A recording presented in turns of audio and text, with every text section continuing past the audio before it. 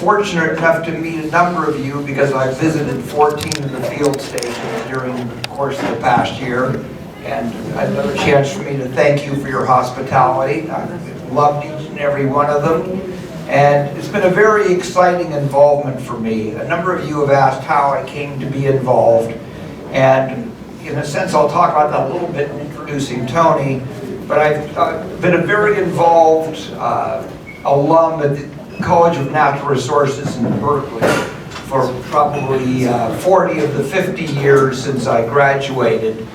And then also I've chaired the Arbor Day Foundation.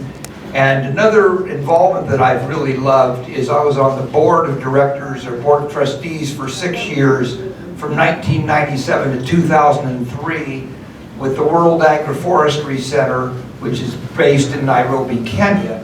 And we're very fortunate tonight to be hearing from Tony Simons, who's the Director General of ICRAF, or the World Agroforestry Center. He was born and raised in New Zealand, got his PhD at Cambridge, did his postdoc work at Cambridge, did his field work for his PhD in Fiji, and now leads an outstanding organization. I'll let Tony give you a sense of its scope, but I'll give you one on the financial side. When I left the board in 2003, the budget of the World Agroforestry Center was $24 million a year.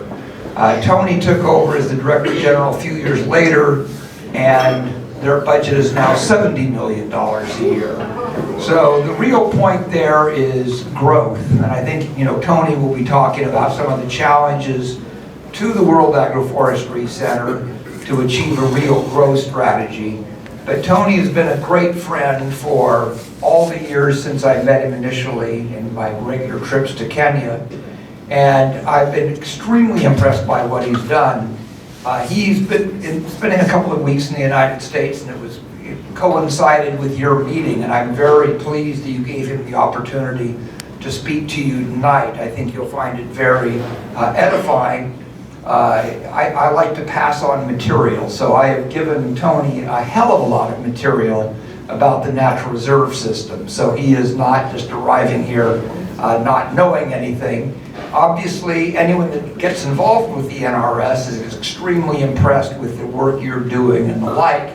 At the same time, I told Tony, this is not a group that necessarily wants to have you get up in front and lead everyone in singing Kumbaya.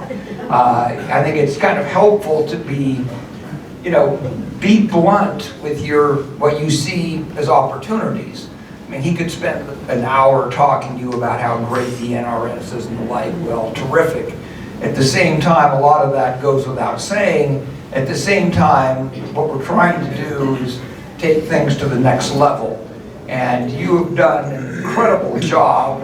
One of the things I mentioned to Tony in visiting so many of the field stations is how you guys do it yourselves. You make it happen. I remember being out in Santa Cruz Island and seeing all the Jeeps that were being repaired and how people jerry-rig this and that. So my tribute to you, or my tip of my hat to you about everything that you've accomplished.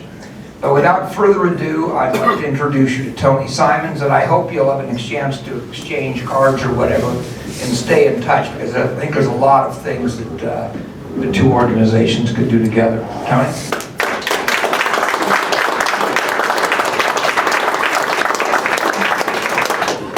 Thanks very much, Dick. And about half of what Dick said is probably true, but when he was advertising, media executive, he had a wonderful phrase which was "the truth well told," and I think it's a wonderful way to be able to portray some things.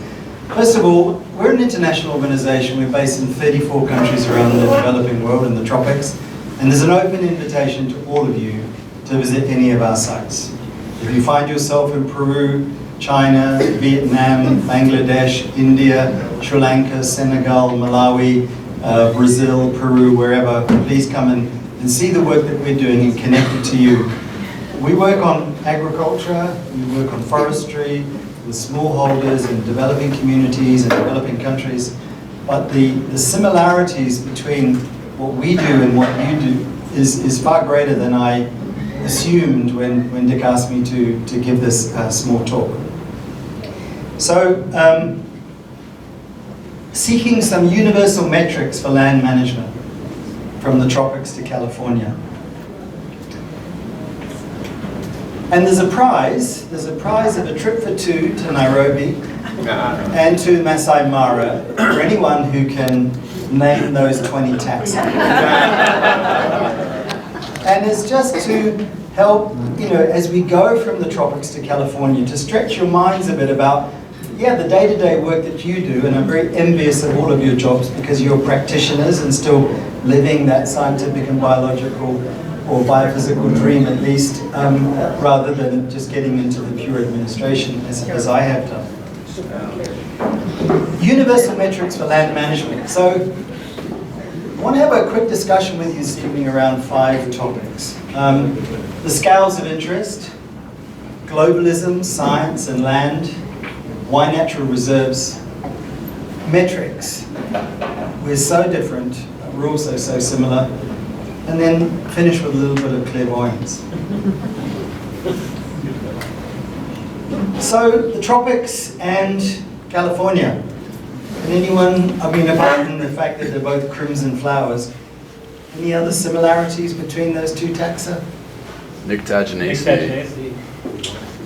Great, we've got some botanists in the room. Brilliant. And so they are more similar, but perhaps different. And the scale from where they're growing, their habitats, their range, and their utility in biological ecosystem function, as well as to humans. So our scale of interest, we tend to see those kind of similarities and differences, and they're so different, but that is our galaxy, and there's the sun, and our planet Earth, and that's where Brazil, which is where Bougainvillea is native to, and Anza-Borrego, where your San Verbena is native to, that's where they both occur in our galaxy. And we've got to always deal with this issue of scale, of going out and in, zooming out and zooming in. And you do it day to day in your jobs intuitively, but the public and the investors and others who want to engage don't do it as routinely. And that temporal scale, that trying to reconcile these time scale differences is also upon us, because much of our short-termism in planning and in trying to cope in day-to-day, essentially being tactical rather than strategic, comes across in our work, and it also comes across in the few pieces that I've read of yourselves. And one suggestion I would have to you is to, you're dealing with long-term processes, try and be as strategic and long-term thinking as you can, and don't get caught up in that day-to-day frenzy. And in our work, that's lack of scale integration, being able to look across time frames, but also geographically, and to relate those two together. And if we're not doing it conceptually, how are we also then doing it, not doing it perhaps through our data and our integration and management of those knowledge systems. And that might come out a little bit later as we start to shine the torch under the bed and find a dirty sock, or look behind the wardrobe and see what's actually happening at the natural reserve system. So this is in the Rift Valley in Africa. A nice shot, one household farm might be 2 hectares. So what scale are we interested in at that managed agro-ecosystem? Well, for a long time, since 1972, we've had Landsat images, 30 meter by 30 meter resolution, fly across every 16 days. We have a few problems with cloud-free days and some humid parts, particularly in Africa, but otherwise a pretty robust 9-sensor data set. MODIS then came along, and much more frequent, every 1 or 2 days, but at a much coarser resolution, 250 meters, but you're doing it for the whole of Africa, that's okay. But most recently, and most promisingly, the European Space Agency Sentinel-2 satellites have 10 meter by 10 meter resolution, so we would have, 3 pixels just in this small meeting room here, and it's every 5 days. Sadly, it only goes back to the beginning of last year, but it's creating a great opportunity for us to set those baselines, to spot those trends and look at changes in our observed state. in our world as well, that scale is about the size, and 72% of 72% of land holdings in the tropics and the rural world are less than a hectare, less than 2.5 acres. And how do you look at the enterprises and the aggregation, and also some of the conservation elements of on-farm conservation when you're dealing with such a fragmented landscape? To our second topic, globalism, science, and land. So, America first, yeah? Sorry. Okay, wrong part of the country. But we see it not just in national politics, but we're seeing it in the Paris Aid Declaration. We're seeing it with migration, particularly in Europe. The claims from Australia, it's all about trade, not aid. And it's not just America first. We're seeing China first, and France first, and Germany, and the national interest in coming back and not thinking globally.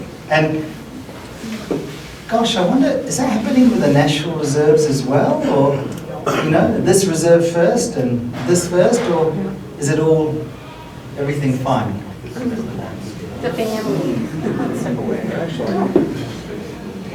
And when you look at agriculture, and look at the US as an example, there's a huge decline in public funding. And you're largely publicly funded, whether it's through your university system or through all of the public funded grants. Yeah, you get some foundation money as well, but that public funding, and if you think in the period from 1970 to 2008, the US, 50% of the funding came from public sources, and the US was responsible for 23%, a quarter of all global R&D agriculture. 2009 to 2013, though, now only 24% of the money came from public sources. 75% was private sector. And the share of the US agricultural research fell to 13%. Huge differences and changes to operations, to funding models, to business plans, and to strategies. How does it compare with conservation? What's happening in your space, and are you tracking those similar type of trends and being ready for it? And many organizations, the OECD being one of them, is trying to think about, well, how do we connect science back to public? 2016 was the most disruptive year that I've been aware of, and the low appreciation of agriculture, because there's not a food price crisis, the low appreciation of science and research. So OECD has set a 3% target of R&D on spending, and I think there's only 8 countries in the world that achieve that. Very low. Our science and research, they're hypothetical, ivory tower, disconnected from reality. And we've got a real problem of selling, well, knowledge, facts to politicians and to the general public. And therefore, if they don't appreciate it or not highly aware or understand it, our level of funding can certainly go down.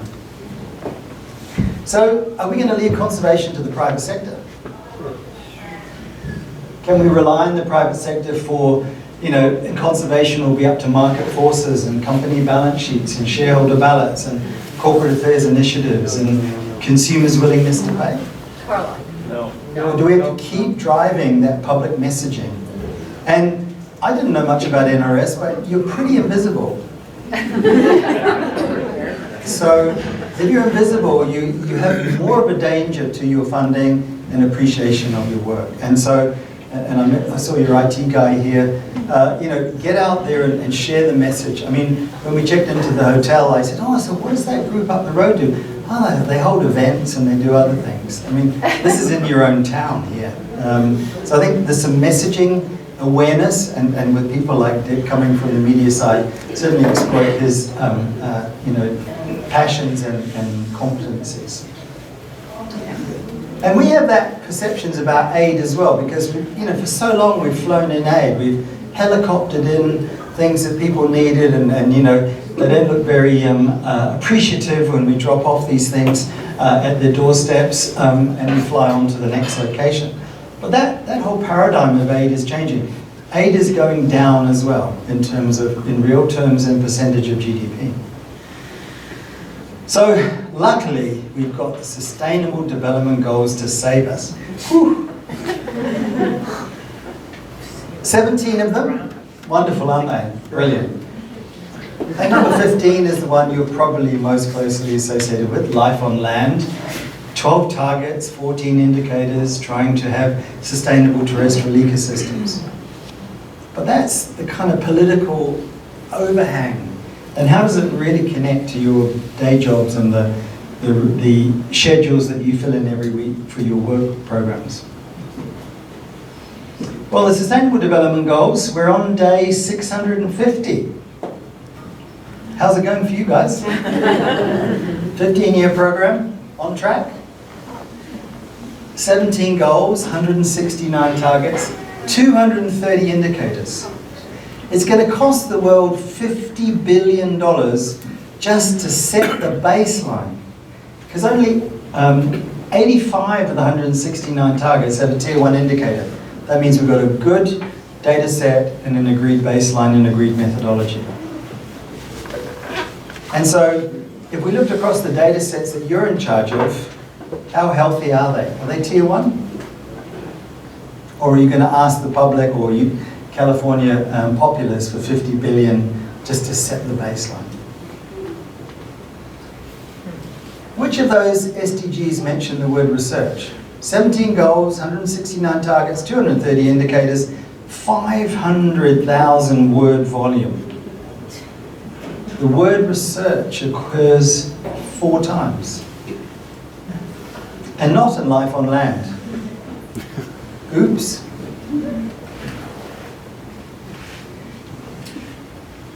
Global land use. This is one of the areas we're working with in the tropics, and you can see there's been a kind of collapse there in terms of over-farming that land, and we're getting this gully erosion occurring. Is that eroded, that agricultural space? Which is more sustainable? And we fall between these two ends of this extreme spectrum that we're trying to navigate. So the Global Restoration Agenda, these are all of the things and initiatives that are underway. Fantastic pledges, brilliant. The Bond Challenge, 150 million hectares. New York Declaration, another 350 million. Africa, 100. Latin America, 20 by 20. Let's keep adding another 10 million, 100 million, even IUCN with 2 billion hectares for FLR, forest landscape restoration. Huge amounts of land.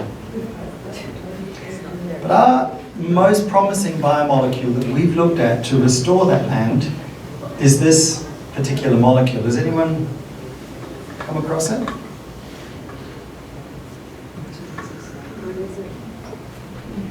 It's this amazing pigment called chlorophyll. So this is this wonderful thing that is driven by a bacteria that used to be a free-living bacteria that's now inside plant cells, that drives the whole system of CO2 and water and turning it into sugar. It'll be vegetation that is going to restore that land, and communities that live on it, and those ecosystems. And that's your baseline. That's what you're studying in the parent rock materials and ecological processes that help transform those ecosystems. That's what we're chasing, the basics of science. So we've got to bring people back to those basics. This is what our world looks like in terms of global land use.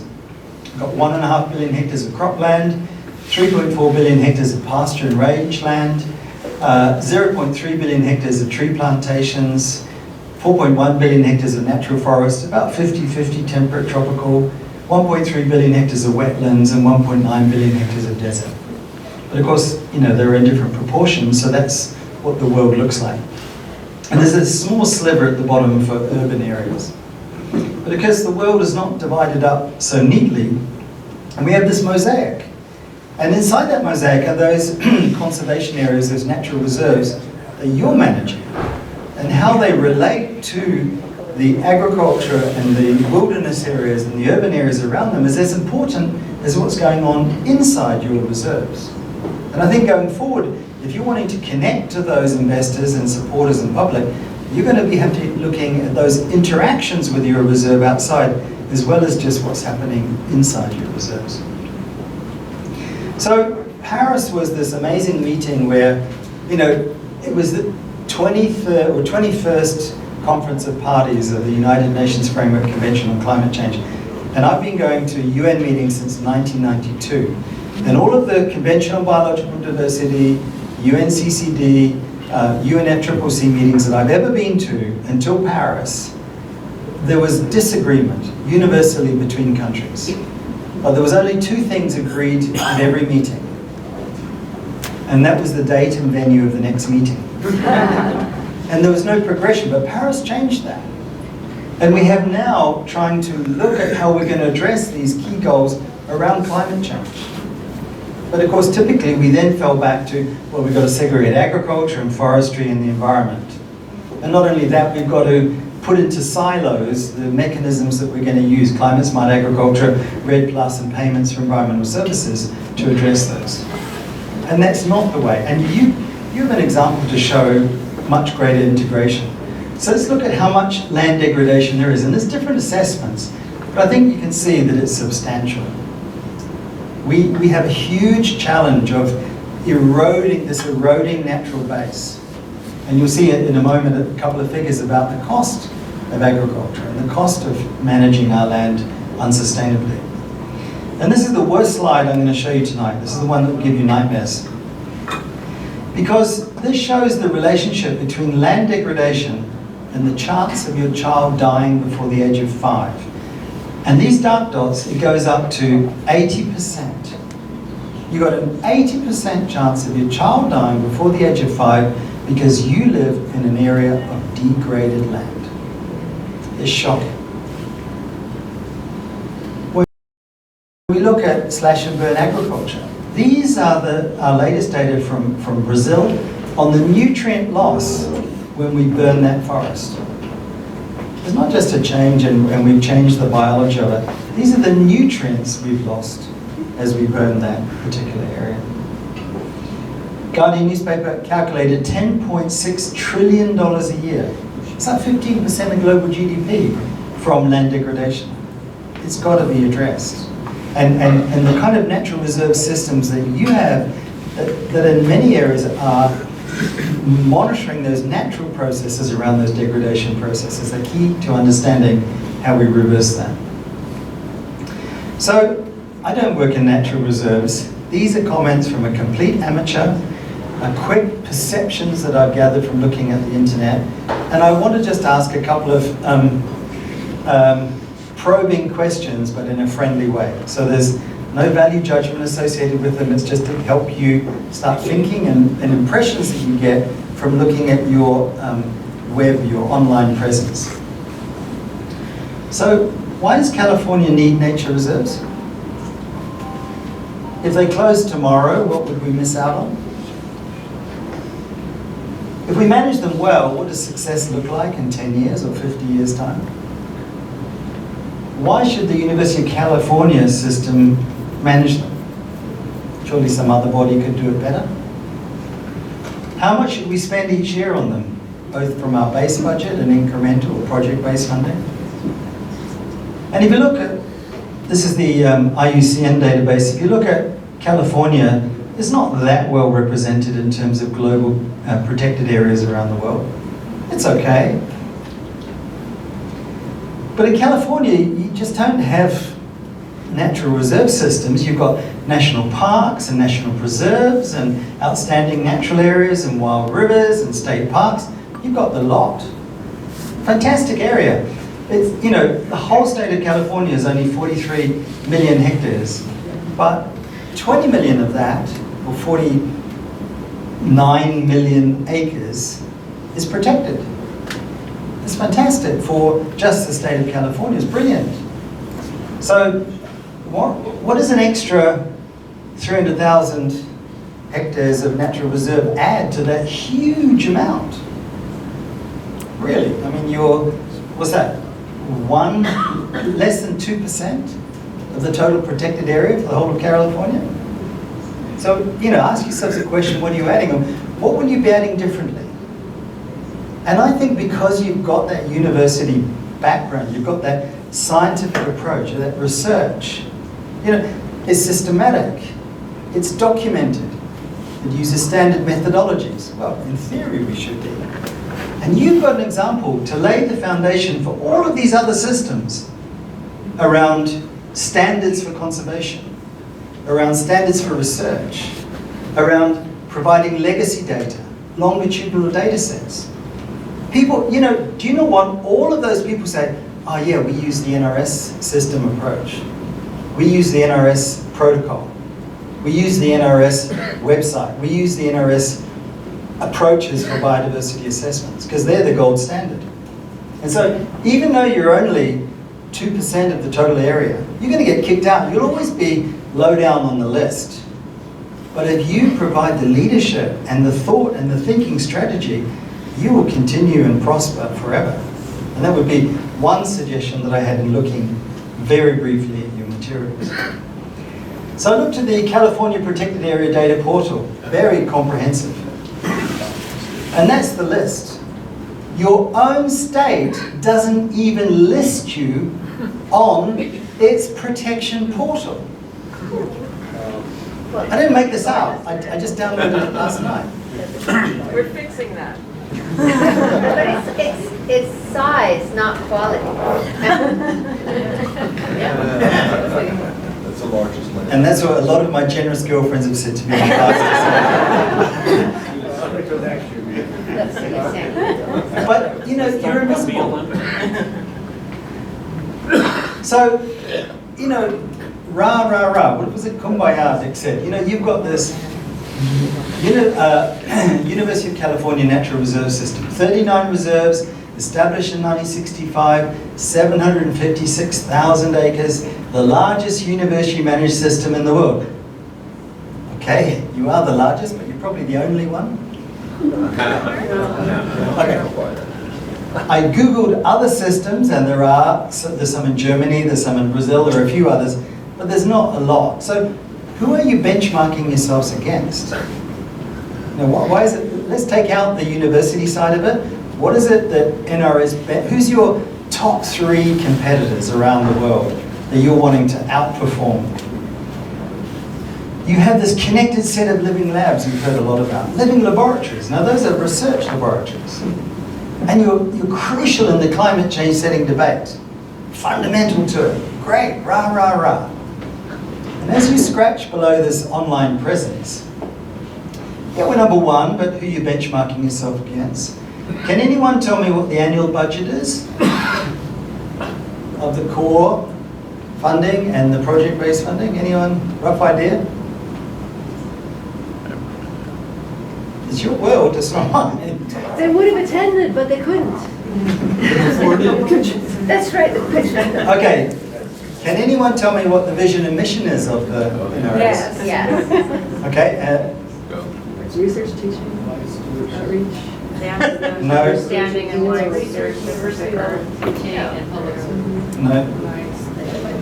Okay, how many goals have you got in your strategy? 10, we've got 10 over here. Do we have a bit on 10? We've got 10, we've got 10. Lady in the striped shirt, she's got 10. 8. 3, 12, 8.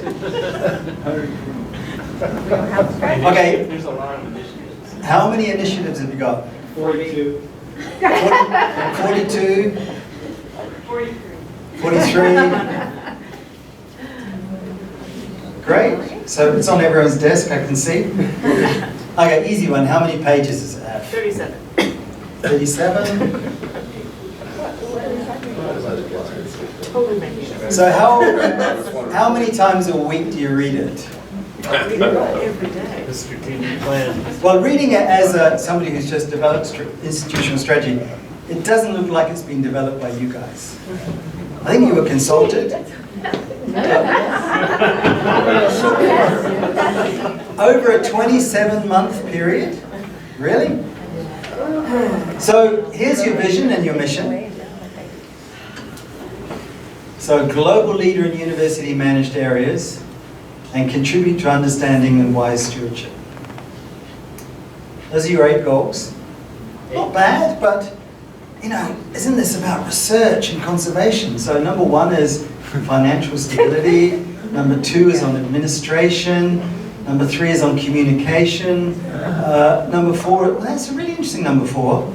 Responsible decision making. So who has to make the decisions, and what are the top 5 decisions they need to make? Do you frame your annual work plan around the decision makers that you're serving and the evidence that they need? Or is it a fragmented group of independent research? How thematic and threads it goes. And the reason I'm saying this is you can make a whole lot more out of the fantastic things that you're doing to grow and prosper and thrive even more. But it's not until you get down to number 7 that we start talking about research. So I looked at the University of California Natural Reserve System Data Registry, your own registry, okay? There's 637 total records in there. When you put in the word research, because that's what you're doing, you're university-led and you're doing all this investigation, research, it only comes up in 202 of them.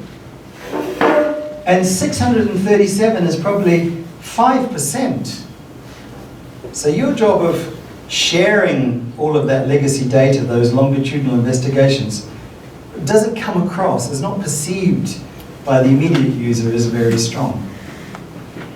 So how big is your budget? And just, I looked at this is the, comes from the UCOP, not from the individual universities, and not from those research grants that manage you. Rough idea? Okay.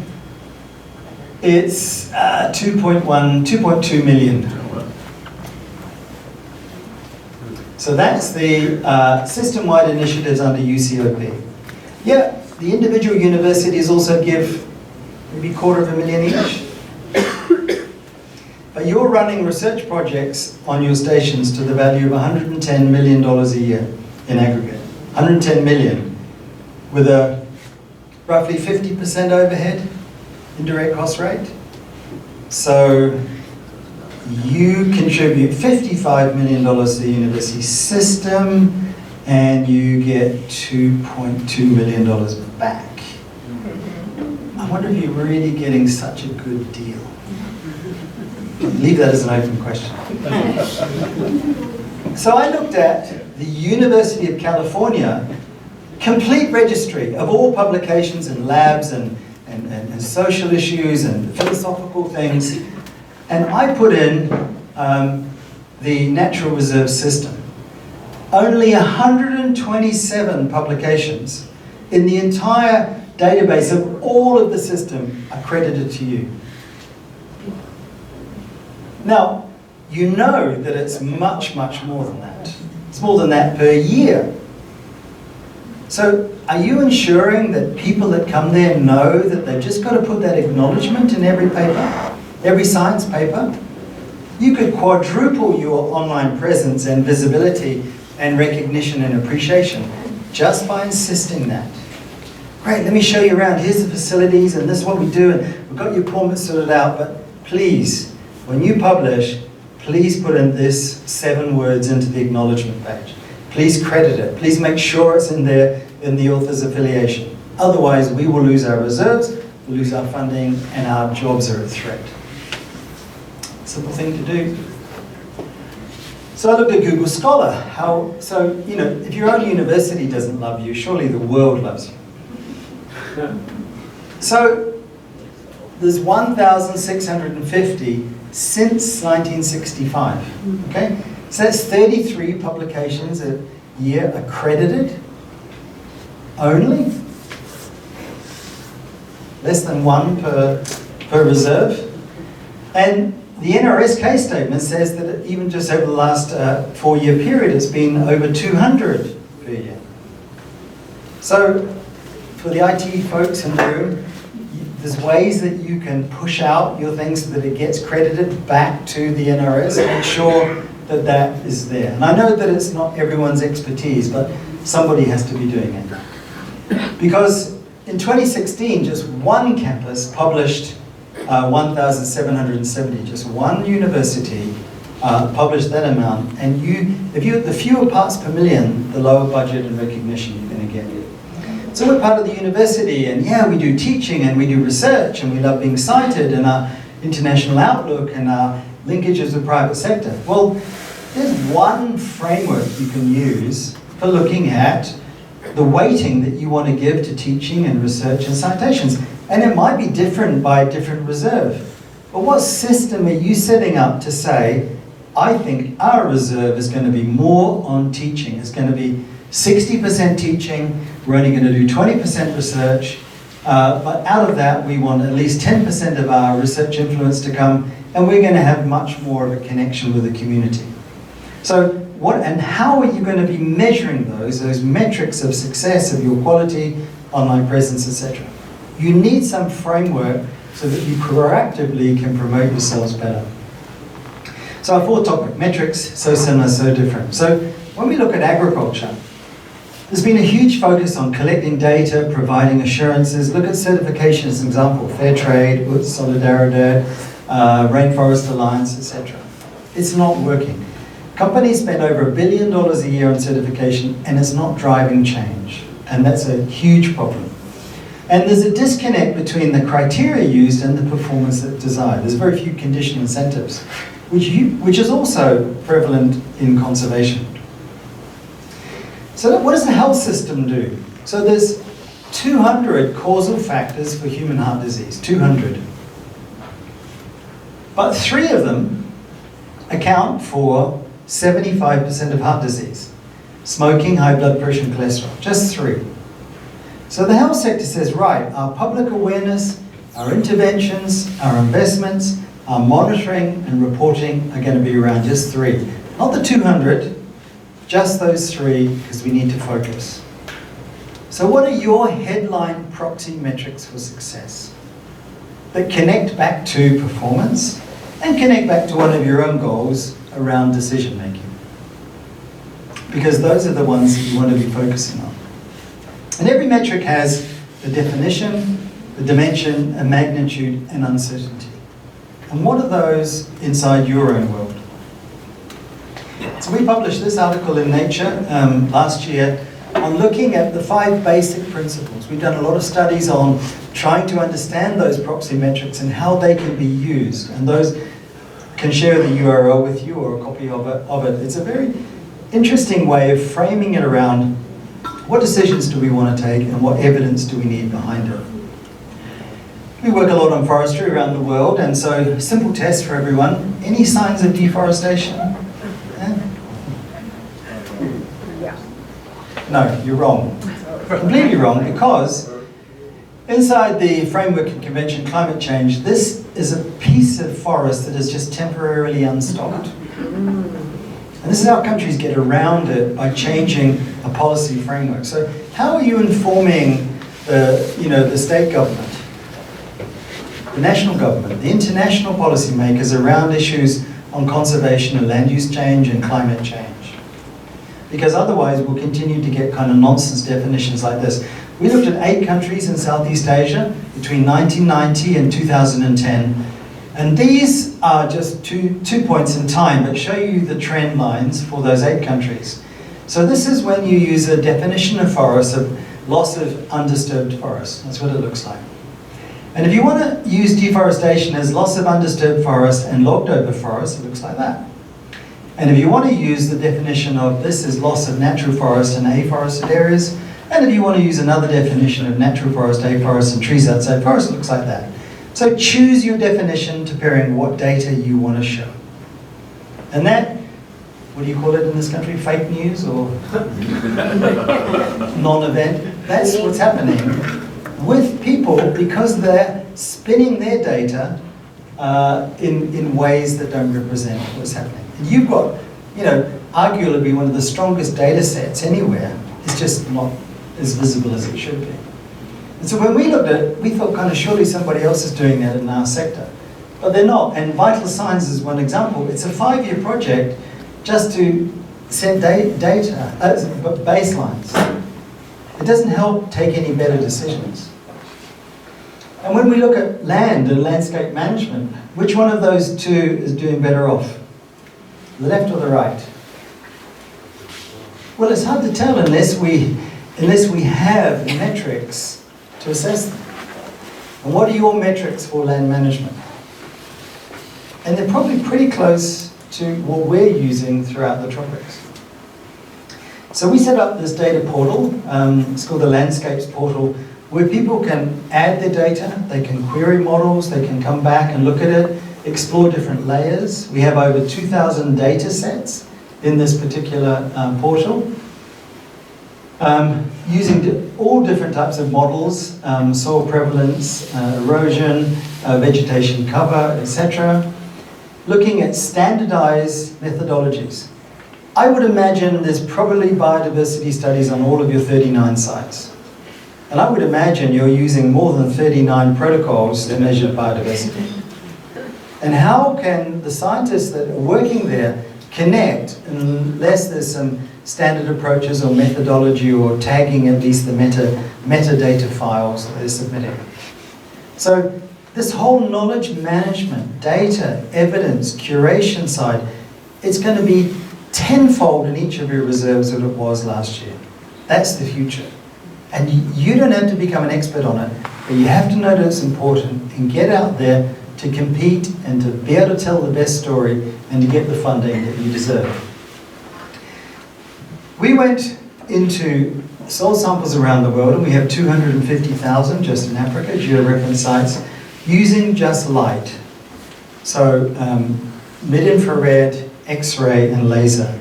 And the accuracy and the cheapness and the throughput from those is just fantastic. And the change to our ability to assess those using standardized methodologies. Because most soil scientists will come up, this is the whole of Ethiopia, by the way, twice the size of the state of California.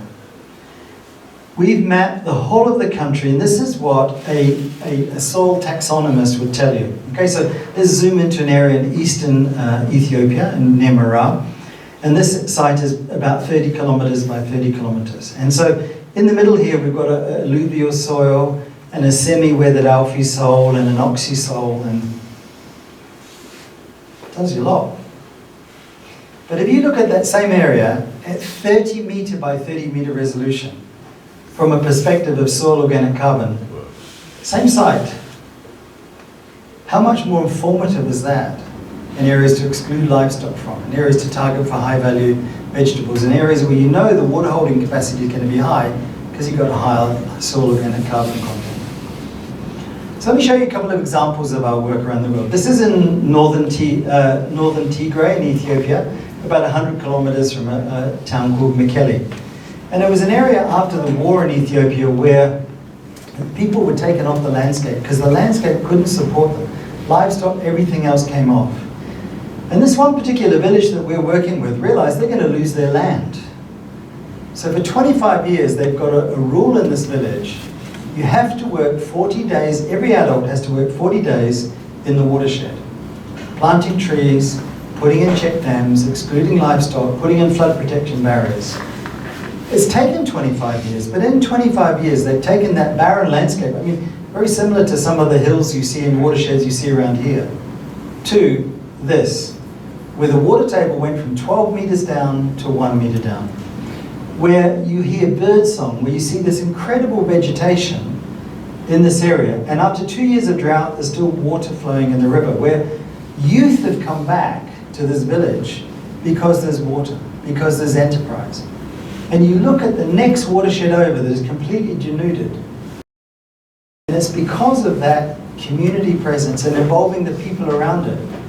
And I think unless you involve the people around your natural reserves more, not in the stewardship, because that's your job, but in the connection, in the citizen science options that are available. And that's something I think above and beyond your blitz days has to be done. So we've been working with a laboratory in Germany on isotopes, carbon-13 and oxygen-18 isotopes.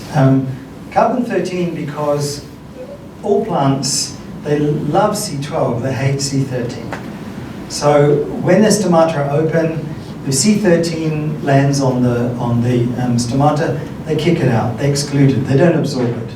Until there's a drought and the stomata close and the plant then doesn't have a choice. And in that dry period, when the stomata are closed, that C13 then is deposited in the wood. And you can see it visually about when there's been these drought episodes. And with oxygenating, so, when we were undergraduates, we looked at the hydrological cycle. So the water comes off the sea and it forms a cloud and comes over the land and falls, and that's how the convection currents go. Well, we know now that that water that falls, some of it is blue water, so it stays in rivers. Some of it is brown water that seeps into the soil. Some of it is green water that is put through plants, but that's only a small part, so don't worry about it. But that green water has no oxygen-18 in it. And when you look at the wood, you can see the origin of rainfall. Has it come from convection currents, or has it come from vegetation nearby? And in Burkina Faso, 70% of the rainfall is coming from East Africa. And so if you change the rainfall in one country, and so where is the rainfall coming in each of your reserves, and what are your evapotranspiration contributing to in others? Every single tree is a weather station. So long as you've got 30 or 40 years of good weather information that you can start your study with, you can go back here as in over 350 years in Ethiopia. And this shows there's been 17 major drought events in that 350-year period. And you've got trees out there that have got that climate record for you. And you also need, all across your reserves, a single unified system for synoptic weather stations. The fact that you don't have a network of 500, and if you want to take out and ask to a benefactor, ask them for that. So they ask them for 2 IT guys, 4 people in knowledge management, and 10 people to run your synoptic weather station system. Connected system, integrated together, an ecosystem of collecting long-term, longitudinal weather data. Another example, Ivorian forest. It's ranked 90th in the world in terms of total forest cover. It's ranked #1 producer of cocoa, and it's ranked #1 in Africa for deforestation, and 149th in terms of forest cover as a percentage of land area.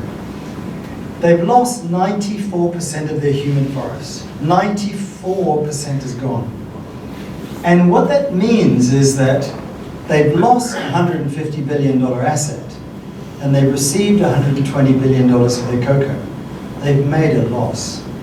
And green accounting, or natural capital accounting, or full cost accounting of ecosystems is going to take off. We've had True Cost, we have Natural Capital Coalition, we've had TEEB, but it's going to get big.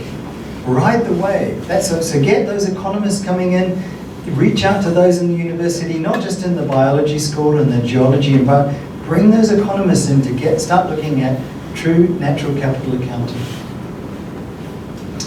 I'll quickly move through these. Okay, this is the largest volcanic rock phosphate mine in the world in China. Southern China, we were working in Yunnan province. So it's pretty degraded landscape, yeah? Pretty hard to restore.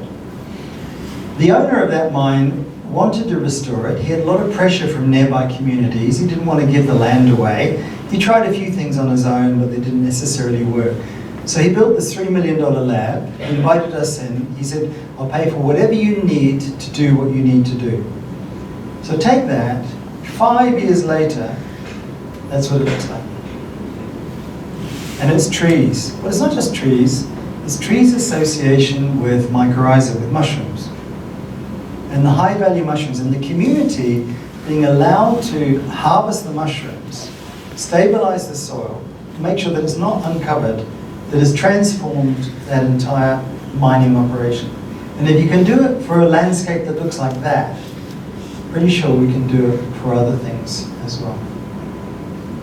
Oil palm, one of those horrible things that is credited with the destruction of natural forests. And it should not be planted at all on any peatland forest, but it's great for degraded areas. And these are 50-hectare plots in a big experiment we have in Brazil looking at mixed systems.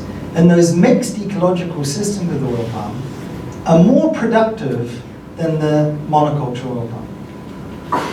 The mixed systems of agroforestry oil palm. And so there's opportunities as well as you start to connect with those areas outside of your reserves. Not to let people in, But as you connect with that agricultural and forest and urban and other landscapes outside of it, for prosperity and health and everything else that people are interested in, can be efficient.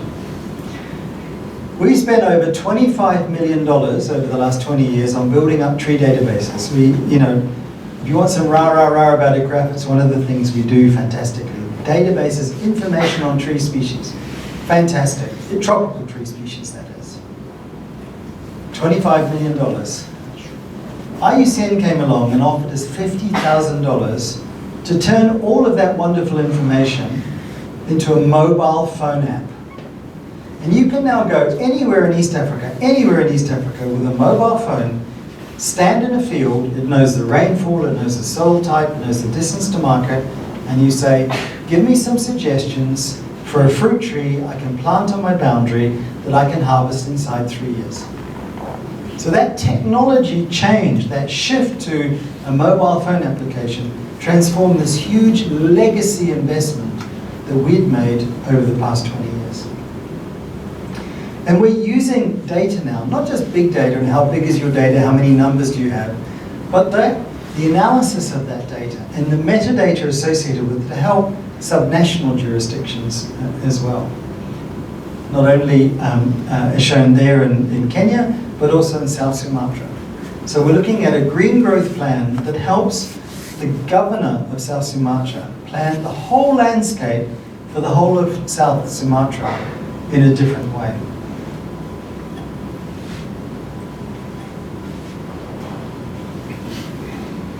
Our last topic, clairvoyance. It's a wonderful painting by a chap called René Magritte, a Belgian surrealist. And he only painted like 30 or 40 paintings, but each one of them is just fantastic in the concepts conveyed in it. And this one I thought was very apt to thinking, well, where does NRS want to go? And we would actually, although you think we're a partner, well, an institution that is probably not your number one partner, we're facing many of the similar things that you are, the similar questions, the approaches, the lack of appreciation, investment, understanding, and sharing those experiences and protocols and operations and data methods and systems will be fundamental to, I think, both of our survivals. We have a one-page strategy, okay?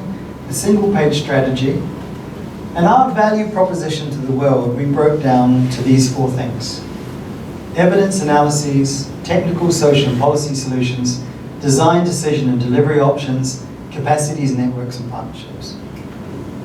In the past, we would have scientists who say, I produced a database and I'm going to save the world. And with the right boxes and diagrams in your log frame, you showed to the donor we deserved $2.5 million. Well, it's gone.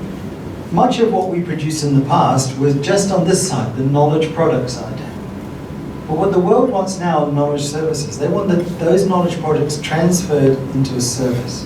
Like the example of that mobile phone app. Like the design for projects. So, unless you're working on this side in your deliveries and your outputs and your work stream and the scientists that you're working with, you're going to be eventually end up as extinct because the world wants knowledge services much more than they want knowledge products. Anyone heard of Azure? Artificial Intelligence for Earth? So Microsoft are putting out these huge opportunities for machine learning to use the real valuable data sets that you have so others can derive much greater value of them. But they're not accessible. And grants such as this one, sadly this one is closing on Sunday, so you probably don't have time to prep for. But at the next offering of this, we've been in discussion with Microsoft. Why don't we have a ICRAF NRS approach to putting these geospatial data sets online that can be used for machine learning? Thank you for listening.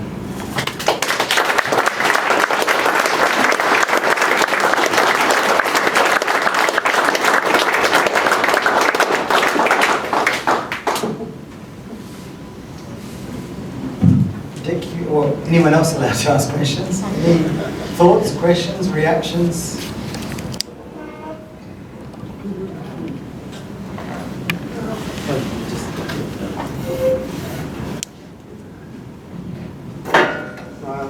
Glazer, and I was formerly the director of this failing enterprise. And I just wanted to tell you that the issue you've raised is very appropriate and so on, but it does not address the mission. So, just to give you a comparison, if you take the campus of any university in the UC system, let's say UC Berkeley, which is considered to be the crown jewel, you ask, what is the cost of training a student? Through the doctoral degree, so 4 years of undergraduate work, the up to 4 years, let's say 3 years of PhD work. How much does it cost for one student? And then you take the university budget and compare it with the NRS budget, and the NRS budget looks like an ant worrying about being stepped on. Because that's the comparison you. So that's number one. Number two, you're looking at what I would call strictly utilitarian uses of science. The uses of science are not purely utilitarian. You want to understand them. And when you understand, you can then start thinking about utilitarian uses. And if you don't think correctly, and if you're not aware of the difference in different disciplines, you can make prideful mistakes. So I'll give you one mistake, which is based on a gift from UNESCO to, I think it was Bangladesh, with the following situation. In Bangladesh, a significant number of children were dying for an unknown reason, which was pinned down to the fact that the water that they were drinking was highly contaminated with various undesirable runoff from the surface. And when they were drinking that water, they got very, very sick. They had gastrointestinal illnesses and so on. You can read that record. It's plenty. They published umpteen tabulated. There were many papers issued. There were scientists from all over looked at it and shook their head. Anyway, UNESCO said, this is a simple problem. We'll give some money to the World Bank. The World Bank will then mine that money and distribute it for the explicit purpose of solving this problem in Bangladesh. And they will ask us for approval of their program. That's what happened.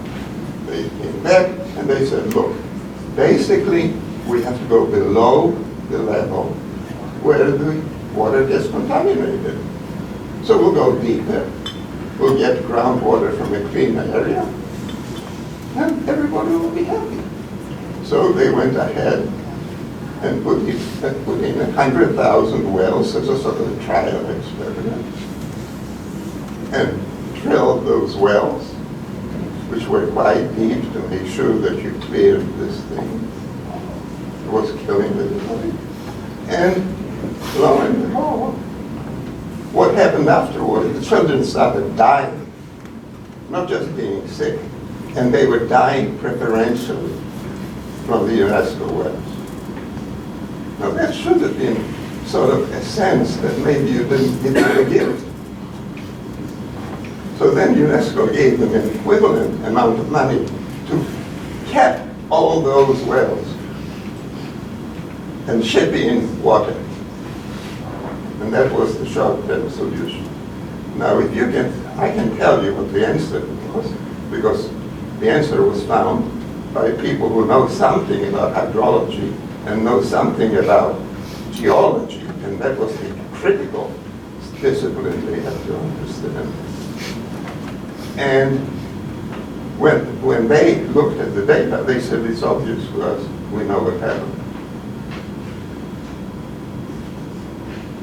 Do you know what happened? Heavy metal poisoning? Well, you have to have ideas, because otherwise you're missing the point. Basic science allows you to solve problems. All the problems you were solving were done by people who have an understanding of basic facts that had nothing to do with the issues in Africa or Asia, but had everything to do with understanding what they were seeing and how to analyze what they were seeing. So that's the investment you make in graduate students and postdocs and so on, who are not in the NIRS. The NIRS has a dimension to it which adds to this. But it's not a unique dimension. But it's a dimension that enriches the education of students who haven't gone to the College of Natural Resources for the purposes of doing agriculture. They went explicitly to places where they were investigating systems that were, generally speaking, as well preserved as possible. Now, the answer in Bangladesh was they drilled, without knowing it, they drilled through a below-ground aquifer, and that below-ground aquifer had originally been giving pure water, but it got certain amount of contamination because the multiplicity of wells that was being cut ultimately started extracting water from the aquifer. And that aquifer had problems because there was the next layer under that aquifer was arsenic. And they were giving these kids arsenic. Okay, that was a success. So I think the issue is, can we learn as much from our failures as we can from our successes, whether it's utilitarian driven or very practically driven? I portrayed a lot of the work that we're doing around the world that is problem focused because that's our group of investors and donors. You have a different group in this thing, but in looking at your online presence, there seems to be some contradictions inside your own mission and inside your own approach. What I present about the global appreciation, or lack of appreciation of science. Science isn't knowledge. That's what it's only a noun. You don't do science. Research is both a noun and a verb. And public appreciation of research is on a decline. Society doesn't want another body of knowledge built up that is just the curiosity of those engaged in it. And I'm not suggesting at all that that's what NRS is, but the perception of a lot of people who want to take away funding or reapportion funding for people who are not strong in their argument. So I think collectively, there's only 5 million scientists in the whole world. We've got to do a better job at selling the value of that research process and the value of knowledge that comes out of it for its pure basic understanding of principles, as well as its immediate utilitarianism. And so if that didn't come across, our organization has even more failures than UNESCO and UNICEF. But we do try and learn from those failures and document them in a very systematic way. Good. Other reflections, thoughts? I think you very quickly realized that the NIS, we're not entrepreneurs, we're not business people. We are a bunch of biologists that know our environment in amazing detail. And there's an incredible value to that. But we're part of a state system. We're part of a voting body. What we can do is, it's totally dependent on what the population wants and who is voting for governor, for president. So, in a way, we're just trying to survive because we value what we do, which is get to know the environment in such amazing detail that perhaps one day we can give answers to society. And this, I think, this value needs to continue.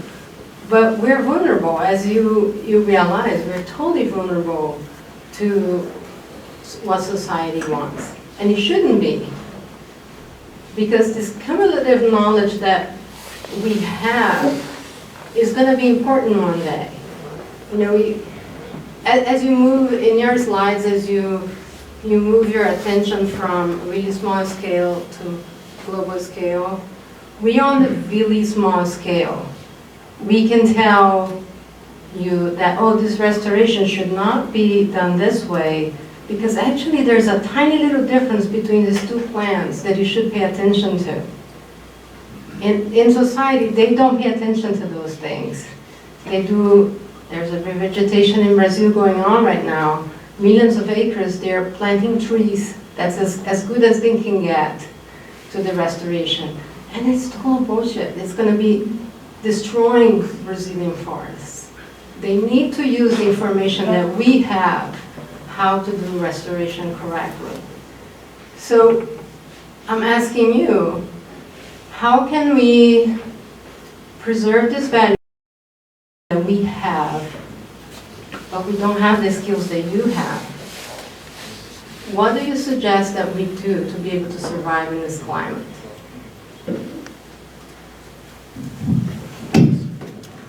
I think it comes back to the brand.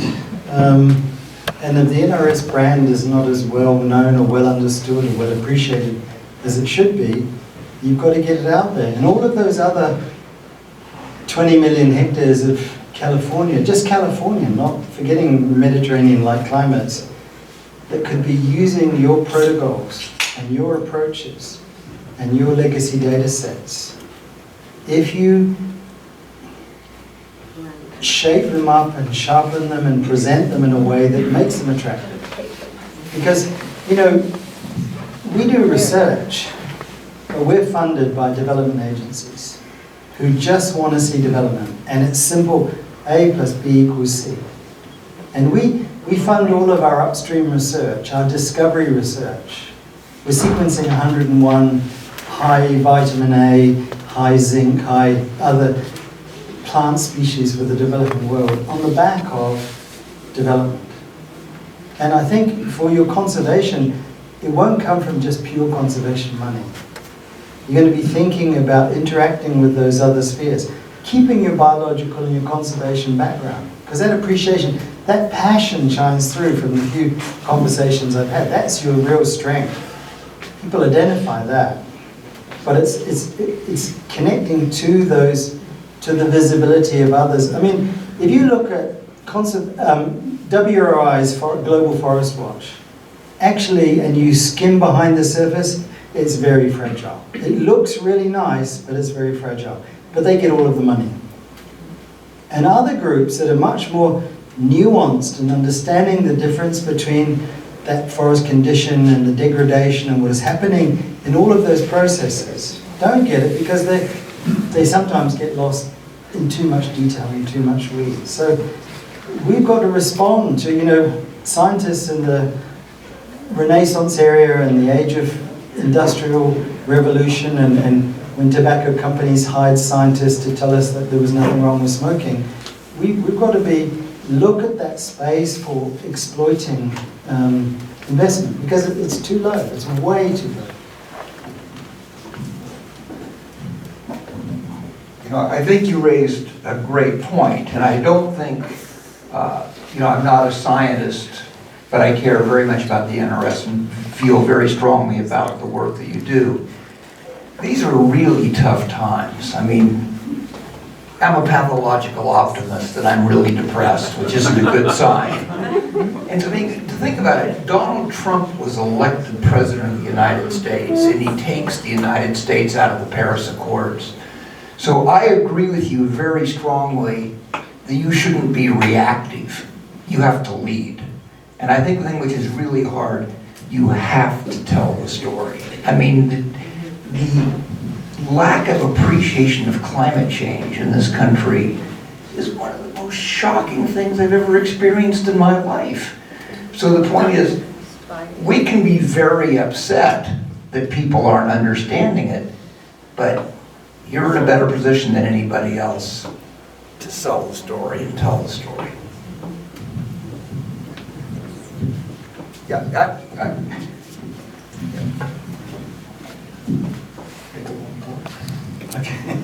We're being kicked out. There's room for one more. Do you want to shout, or do you want to? I can talk loud. I guess my thoughts are that kind of similar maybe to the development of agriculture or health. I don't think we have to lose sight of basic science and ecology and natural areas.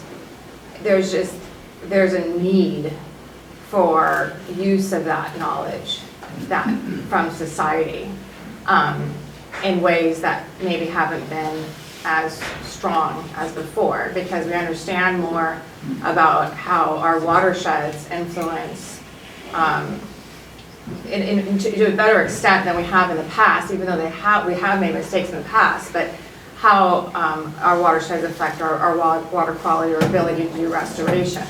So I don't think that we need to be afraid of applying our basic knowledge, that we're going to lose that. It is the foundation, but there's just a new call to apply that.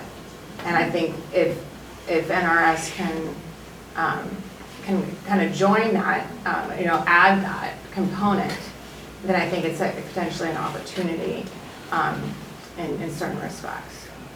And one piece of advice I give to the board, or whatever you call it, the Council of Governors, is that as you seek to go out and have a campaign to raise tens of millions of dollars, get this group speaking to those benefactors. Don't have the vice chancellors and the provosts and the academics, because these are the people with the passion. These are the people who know it. And you've got all of the anecdotes and the interesting connections and things that will sell the ideas and the concepts.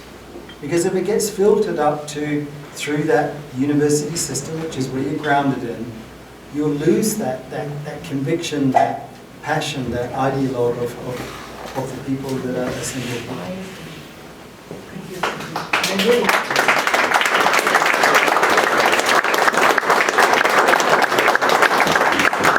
I'd like to say one thing, actually, that to sort of follow up on what Tony said. So I'm Dick Norris, for those of you who don't know me. My father, Ken Norris, was one of the founders of the reserve system. And he was a student of Ray Coles, who was a herpetologist at UCLA. And Ray recognized back in the 1940s the terrific pace of change that was going on in California with the expansion of the human footprint over the state. But he didn't know what to do about it. And Ken came along, assistant professor, not much power, but he enlisted various senior faculty to start the reserve system, to think about protecting natural sites, for teaching and research, our basic mission. And it seems to me that Ray Coles' point is still true, right? We are still facing massive changes in the human footprint on our state. We have a very biodiverse state, and our reserves do a pretty good job of covering that kind of diversity. But it means, because of that big change in the human footprint, our mission is fundamentally going to change, right? Our reserves are, like the ones in UC San Diego, so I'm at Scripps, are increasingly becoming urban islands. And so how do we deal with that kind of issue? And also, how do we take advantage of that in some respects? And it seems to me that one thing that we can give back to the state of California, besides educating the next generation, is to show people how the state is changing in concrete ways, in ways that they cannot ignore. And I think that's where Tony's kind of approach, of networking things, of thinking about how you convey that information to the public in ways that are accessible to the public, and where you take on issues that are actually of concern beyond the ecologists here in this room, which are mostly ecologists, right? And so, what are those sorts of, what is the intersection of our work, with the concerns of the general public? And our own concerns too, how is a 95-degree day, in another 20 years, how is that going to influence where you invest money in terms of buying a house or starting a business or whatever it might be. So there are things that are very concrete that can be, we can still do our ecology, we can still do our natural science, but where we also take this other attempt, to make that really pay off for the broader state. Personal take.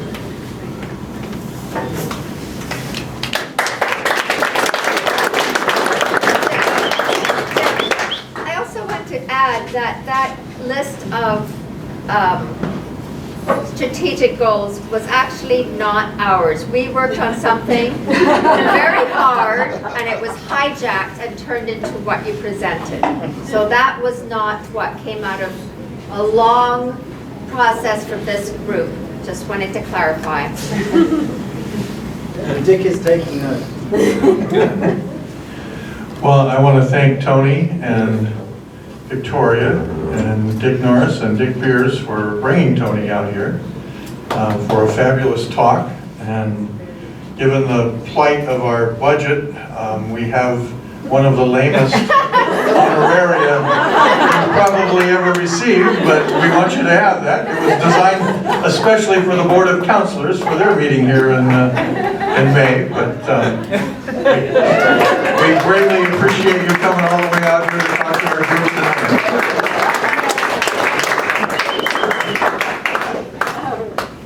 Thanks very much. And remember, there is an open invitation to visit any of our 60 research sites in 34 countries around the tropics. Thank you. So for those of you that are sticking around, we